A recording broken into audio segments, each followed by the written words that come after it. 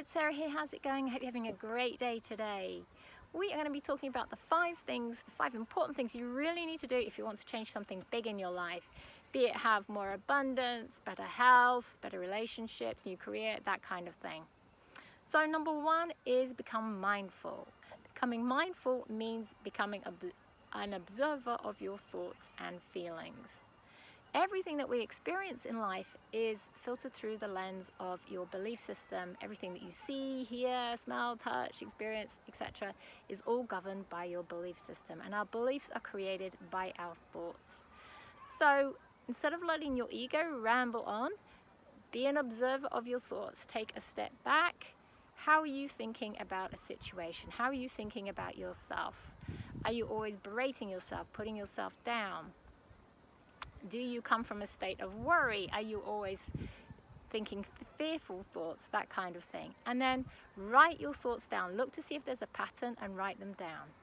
Then you also need to become an observer of your ego. Your ego is that inner voice inside your head. Is your ego constantly telling yourself that you are not good enough, that someone else is better than you? Is it always judging and comparing? Is it always putting you down? Does it always put you on a pedestal? Does it always make you better than somebody else? Look at how your ego is responding to situations, what it says, and write them down. Listen to the common themes and write them down. Then you need to do the same with your feelings. What's triggering off that feeling? What's triggering off this feeling? Let's say, for example, your boss comes in and offers you a promotion. Now, for some people, this is going to bring, yay, joy, excitement. But for some other people, it may be bringing in, they might feel angry or resentful. So you need to take a step back, observe this. Now, most things that you're feeling stemming from 3 things. Either it's from fear. If I do this, then blah, blah, blah is going to happen to me. Or it's coming from I'm not worthy enough of it, I'm not enough of it, or I'm not deserving of it. So it's usually fear or unworthiness or undeserving. And unworthiness comes from shame, and deserving comes from guilt, feeling guilty about something. So write down how you're feeling about something, and then look at it and see if you can work out your belief system and what triggered it off. Then write it down, because you're going to use that information at a later date. Number 2 is heal your inner child. Now, your inner child is a combination of your body and your id. Your id is part of your ego. And what is happening is your ego, which is your personality self, is instructing your inner child. So this is all going on in the background. You can't hear it. You're not aware of it. Your ego is made up of your thoughts and your beliefs and your feelings. So say you had the belief that you were bad, for example.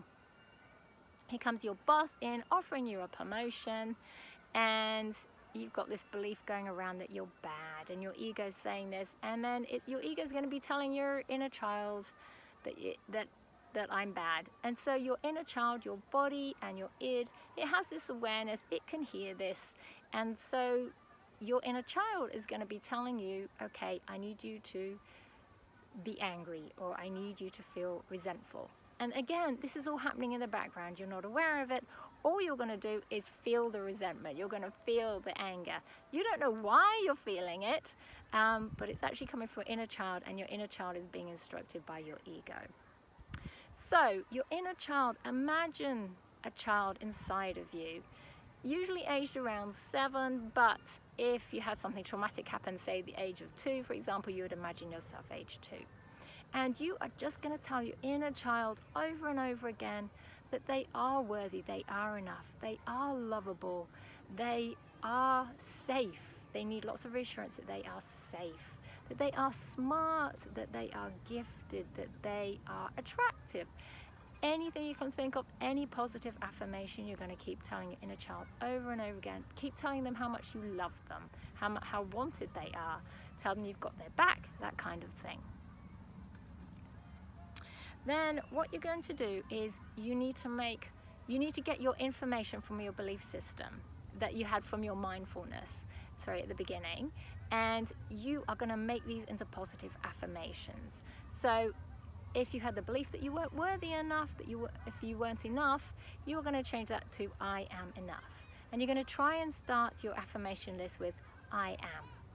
And you're going to make a list of these affirmations. I am worthy, I am deserving, I am lovable, I'm smart, I'm gifted, I'm attractive, I'm safe.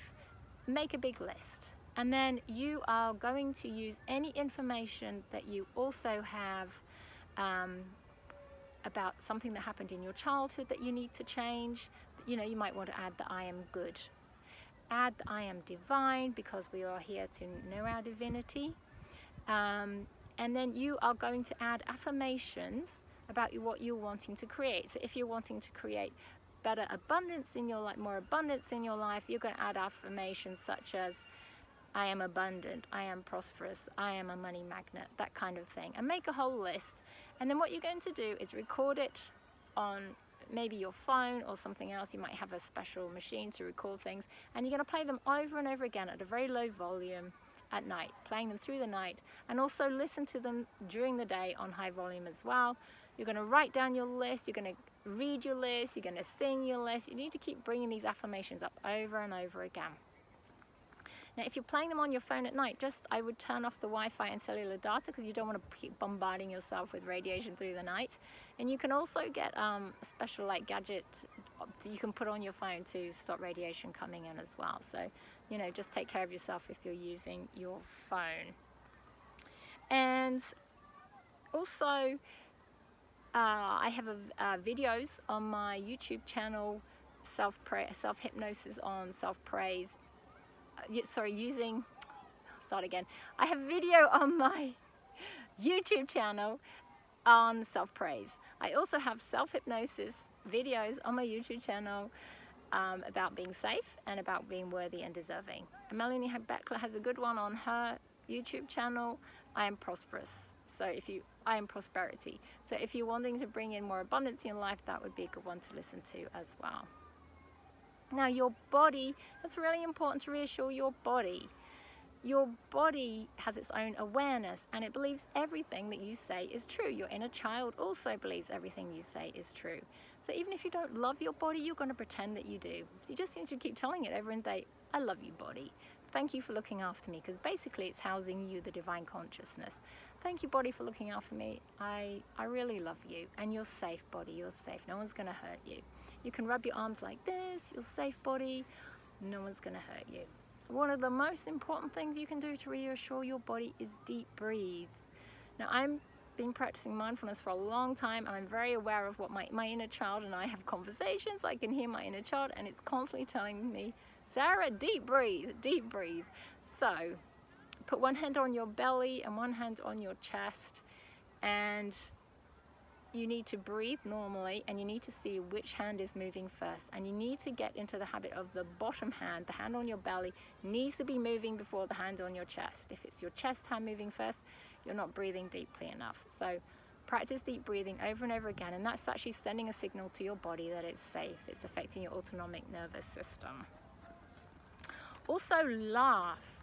And now your body cannot tell the difference, your inner child cannot tell the difference if it's a pretend laugh or a real laugh, but it makes your body feel safe, it makes your inner child feel safe, and eventually it will bring you back to a state of happiness and joy, even if you're just making it up. So laugh a lot, and also watch what you're watching on TV or reading or that kind of thing, because your inner child, as I say, can't tell the difference. If you're watching a lot of horror movies, it's getting scared.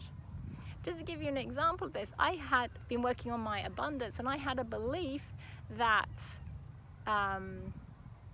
if I had money, I would be kidnapped. Now, that's nothing to do with this life. I haven't had anything to do. I don't know anybody that's been kidnapped in this life. It either has come from another life and I brought it up to heal, or it could be plus, I watched it on a thriller movie. And so you need to be really careful of what you're watching. Don't watch horror.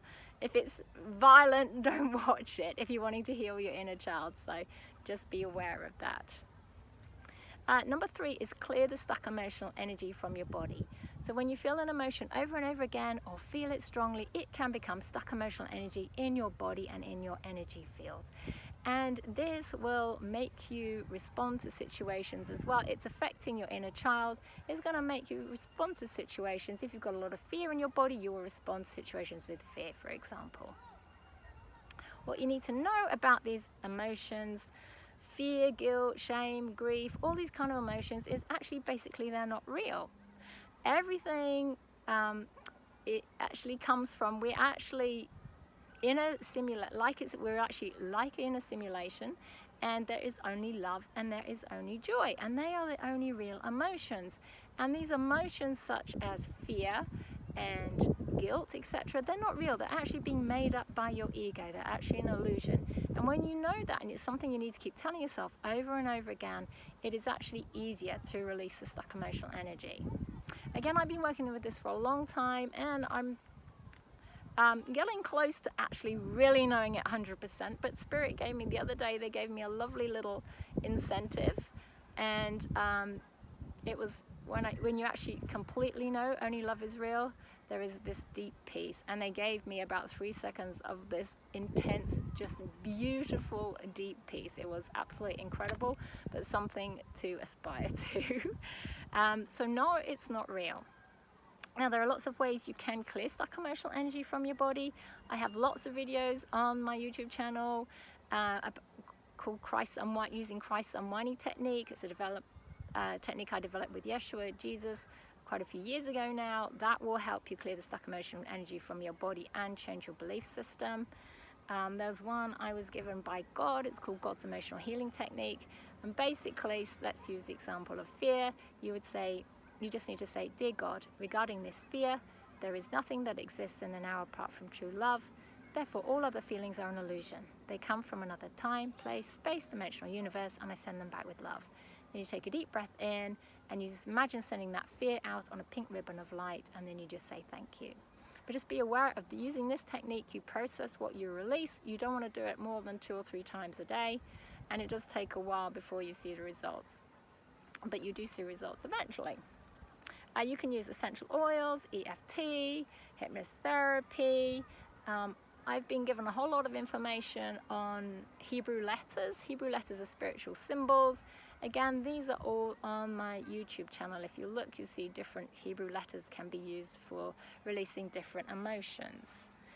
You can ask Spirit at night to put their energies through you and around you. Spirit is God, the angelic realm, the ascended masters, and they will help clear your stuck emotional energy.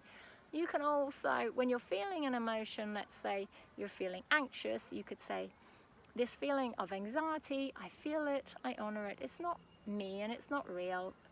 Angels, please take it away." And then the angels are going to help you release it, and it will also help you stop it, storing it in your body and energy field as well. You can also breathe. You can breathe in joy. So imagine breathing in love and imagine breathing in joy, and joy will help to transmute fear. You can imagine breathe in gratitude, and gratitude will help transmute emotions such as anger and resentment and bitterness. You can imagine breathing in peace to transmute anxiety. You can breathe in forgiveness and compassion, and that will help transmute guilt and shame and unforgiveness. And you can breathe in blessings as well. Okay, number 4 is create. So you are creating and miscreating everything that you experience. Some of the things you chose before you came into this life, the rest of it you are creating and miscreating as you go along, based on your belief system, and you will create and miscreate depending on how worthy you feel of it, how deserving you feel of it, and how safe you feel to have it. Okay, so again, we're going back to those 3 things. And know that you are consciously creating 10% of what you experience. So you may be thinking, for example, okay, today I need to go to the supermarket, stock up on my food supply, and an hour later you go off in your car and you go to the supermarket and stock up on your food supply. and come home. So you consciously created that. You thought about it and you created it. 90% of what you're experiencing, you are creating subconsciously. You're not even aware of what you're doing, which is why it's so important to change your belief system. What you need to do if you want to create something in your life, let's say we are going to create abundance in our life. So you need to imagine having abundance, and you need to feel joy and excitement and gratitude about having that abundance in your life now, as though you have it now. When you go shopping, imagine that you are abundant, and you don't have to put the things in your trolley, but just imagine putting things in your trolley and feeling ease about having enough money to choose what you want from the supermarket, for example. And when we're creating abundance, we need to have kind of a goal in mind. So there is an infinite amount of money in the world. You're not taking it from anyone else. Money is just source energy. You could create billions if you wanted to. The amount of money is no object to the universe. Obviously, you would have to really feel you're worthy and deserving of it to have billions. So what really you want to aim for is having ease in your life, having a comfortable life. If you want to give up work, then have money to give up work. Don't go for greed. Don't go, I need billions so I can have 6 houses, 10 planes, 3 boats, that kind of 10 cars, that kind of thing, because you are the divine soul in your body. You don't really want to experience greed in your life. It's not about that. It is knowing you can become a conscious creator. You can create the life that you want. So if you want to have a life of traveling, do have enough money that you want to travel the world, give up work, do, but also use your money and have this goal that you want to use your money also to help other people, be it your family, be it the environment, the planet. Maybe you want to go travel to Thailand and work with elephants for a year, help elephants, or for example. So find something in a way that you can have abundance in your life, but you can also use it to help other people as well. And that's going to help you create it much more easily. Use something that's going to feed your soul. And also, just regarding money, change your speech. So if you go around the supermarket or go shopping, or your kids are saying, I want this, this, and this, and you keep saying, I can't afford it, then you are going to be creating that belief, I can't afford it, so you never will be able to afford it.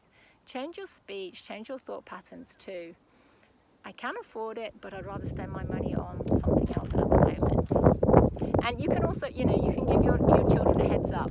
I'm not going to say I can't afford it anymore. I'm going to use this sentence because I am creating this new belief. I actually have enough, more than enough money for this, but I'd rather spend it on something else. So, you're going to be creating that belief. Lastly, it is know your divinity. You are the divine consciousness in the body. You are the soul in your body. And as I said before, everything that you experience is filtered through the lens of your belief system. We are actually playing, some people call it a game, some people call it we're in a dream. It's called the Matrix. Everything we are experiencing is not actually real. It's like we're in a simulation based on our belief system. And when you become, when you know your divinity, you become the dominant force. You become the soul energy. You become the dominant force in your body. Your body is not, your life is not going to be dictated to by your ego and your inner child. And you will win the game or win the dream, however you want to see it. And you will be able to create the life you want to experience. You will also become a beacon of light and an inspiration for other people as well.